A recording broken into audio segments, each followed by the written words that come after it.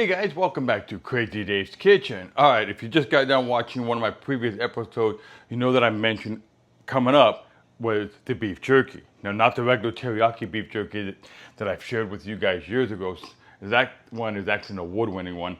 This one was more kind of me playing around with different spices and recipes and stuff, and I came up with an awesome, original flavored beef jerky. And what's even better is I'm gonna go ahead and smoke it. And the flavor, man, it is off the chart. Well, sit back, relax, and enjoy as I show you how to make some amazing original flavor smokehouse jerky. All right, guys, so what are the things you're gonna need? Well, you need a container. Now, you don't need necessarily this container, but you will need a container to put your marinade in, okay? You're also gonna need your blender. I am gonna use my Vitamix for this, so let's go ahead and remove the lid on that. And then what you're gonna need is about a quarter cup of lime juice, okay? We got a half a cup of brown sugar already pre-measured.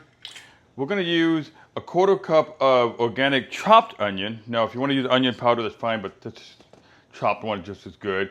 A quarter cup of granulated garlic. Normally I like to use peppercorns, but I did find this at Costco, which is the coarse ground black pepper. I'm still gonna do a quarter cup of that. This one is just some chili powder. You can use cayenne pepper, whatever spice that you like. This one's gonna be 1 tablespoon of this one. A half a bottle of Worcestershire sauce. It does not have to be the name brand. Just get anything kind of cheap on that, but about a half a bottle of that. And then 1 full bottle, and this one here happens to be, where is it out on here? I know it's on here. Oh, here we go. It's 1.25 quarts of low sodium soy sauce, okay? And that's pretty much what you've got. You're gonna go ahead and use all this. We're gonna put it into the blender. We're gonna blend it up really, really good to make the marinade. Then we're gonna start slicing up the meat. Once everything is into the Vitamix, make sure you put your lid on, otherwise you're gonna have one heck of a mess. And then we're just gonna go ahead and turn it on. We're gonna turn it on starting at level 1 here, okay? And now what we're gonna do is we're gonna slowly get this thing up. It's gonna get really, really loud here. We're gonna turn it all the way up until 10.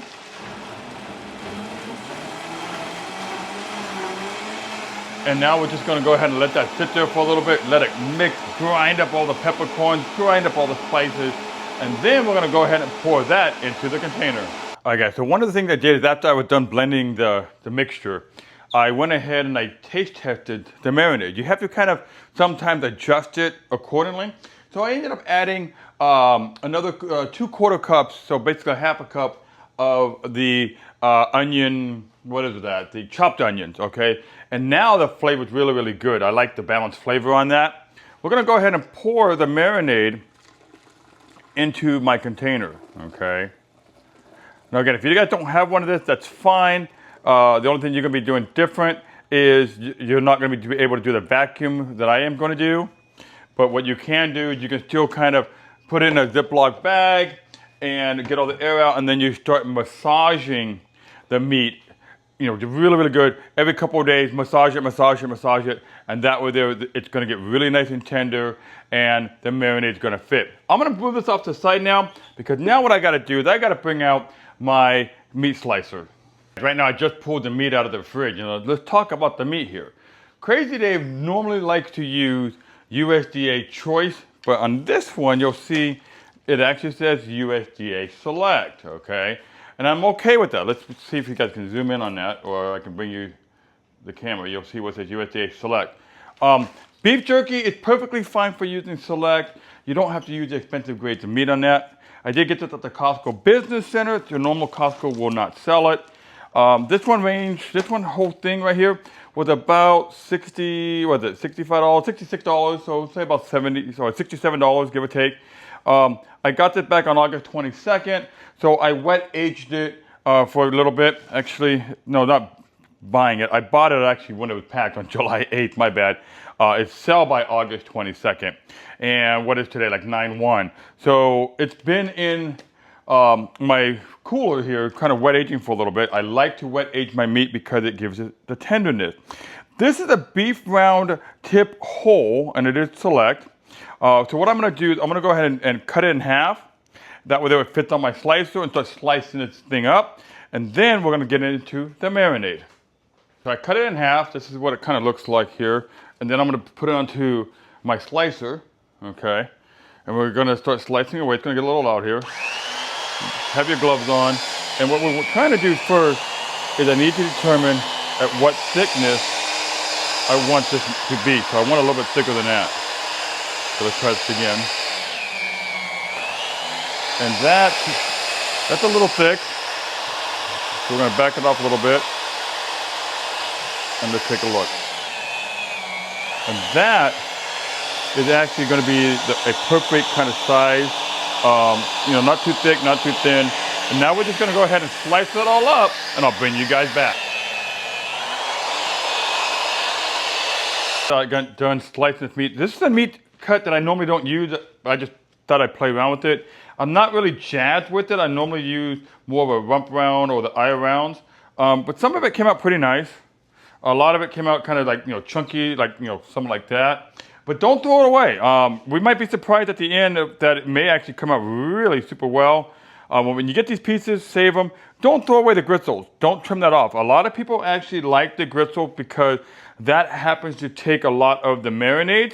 So now what we're gonna do is we're gonna put all that meat into my container here. Then I'm gonna go ahead and pull out the actual tumbler, the Marinade Express, and we're gonna do this under vacuum and start tumbling this. So right now I just got done loading the Marinade Express container with all that jerky. I did do my vacuum seal. I did it about 6 times. Man, you should have seen the bubbles that were coming up, which is awesome. That means that the meat is taking the marinade. So now we're just gonna go ahead and hit the chicken pork button here. It says 20 minutes. I'm gonna go ahead and hit this little plus button right here, and I can get it up to about 40 minutes.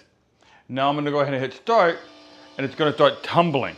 After it tumbles, I'm gonna put this into a large container and put it in my refrigerator for a minimum of 5 days. The meat has been marinating in my fridge for about 6 days. So right now I just got done tumbling it again for about 40 minutes, okay, while I was setting up my Recteq grill, okay, getting that ready for the beef jerky. I also bought these mats here. I got them on Amazon. They're high temperature barbecue mats, specifically made for, like, when you want to do vegetables and stuff, you don't want it to fall through your grates. But it's also used a lot for beef jerky. So I'm gonna go ahead and take this meat, take these mats out in the backyard and get them into the smoker. Man, this baby's smoking away, getting ready for that beef jerky. Well, now let's go ahead and load this baby up. So the first thing I wanna do is I wanna go ahead and take these mats and I'm gonna just lay them into the different parts of the grill. So right here, this is my smoker box. Slide that back in. And we're gonna go ahead and load up the whole grill, okay, with these little sheets. And as you can see, big difference between the regular holes in the grate versus the rack here. Now last time when I did a test run, I took my beef jerky and I hung it off each individual rack. And that actually looked kind of cool. But this time I've got a lot of jerky to make. So that's why I got these mats. So let's go ahead and put them in here. And you can, overlap it as well. You get, I think, about 8 of them on Amazon. Maybe not. Let's see. Yeah, no, you only get 6 of them. So you get 6 of these from Amazon. I think when I do it again, I really might want to buy more. So you buy 2 packs, okay? Well, let's go ahead and load this baby up and let's get these things smoking. So I loaded the grill up with all the jerky, okay? And some of it is hanging. That's because I didn't have enough sheets. And then over here is the smoker box. We got them laid down there as well. And you'll see I've got a lot left over, so I'm gonna actually do this in 2 different batches here. But look at that, wow. I did turn the Recteq off because the smoke was kind of really bugging my eyes when I was trying to load this, because it takes time to load these trays. And you'll see these things are, it's beautiful. Look at that. Each one.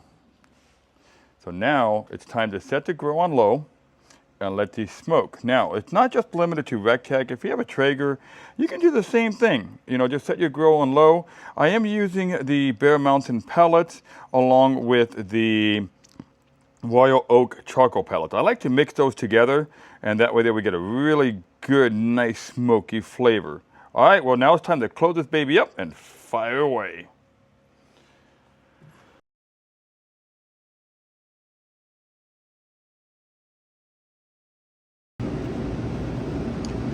Alright, so these have been in the smoker now for about, what are we looking at? Almost 6 hours. And some of the pieces are dry already, some of them are not. So I'm kind of slowly putting them in my container here off the side. The other ones I'm either going to leave in here or put into my regular dehydrator to finish off. Alright guys, many hours later, because I did 2 batches here of the jerky in the smoker, okay? Now off to the side here, this is the ones with the gristle that we were talking about. Save it, because some people like to munch on the gristle, so I put that off to the side. Then over here, I use a large container, and I also have a Ziploc bag. These are kind of like the 2 different batches. Now what I'm gonna do is I'm gonna go through each individual piece, and I'm gonna start cutting them up into bite sizes, and then I'm gonna go ahead and share them with my neighbors, my friends, and my coworkers, okay? But very simple way to do this is just, you know, follow the recipe, and you're gonna have some amazing beef jerky. Alright guys, just like I mentioned before, we did 2 different batches of these jerky because I had so much jerky to use. But one of the things I noticed is when you're using the main grill, so if you're using like your Traeger, you don't have the offset box like I have, just monitor it a little bit more because it seems to cook a lot faster. It also got a little bit more smokier. Pull it off when you feel that you've got the right smokiness, and then put it in your normal dehydrator like I did. Same thing with the smoker box. It seemed that it wasn't really drying out the way it did last time. So it got late at night. I ended up throwing them into my house dehydrator to finish them off. I also took a lot of the gristle pieces and different thickness of pieces, and I threw them also in my normal house dehydrator because I wanted them all to look even. I wanted to make sure that they were done to jerky specification. Well, there you go guys. I hope you liked this video. I hope you make your own Smokehouse original style beef jerky in your grill, and I'll see you guys next time. But before you do that, hit the like, subscribe button, share with your friends, comment below, and I'm out, and I'm off to cutting the jerky.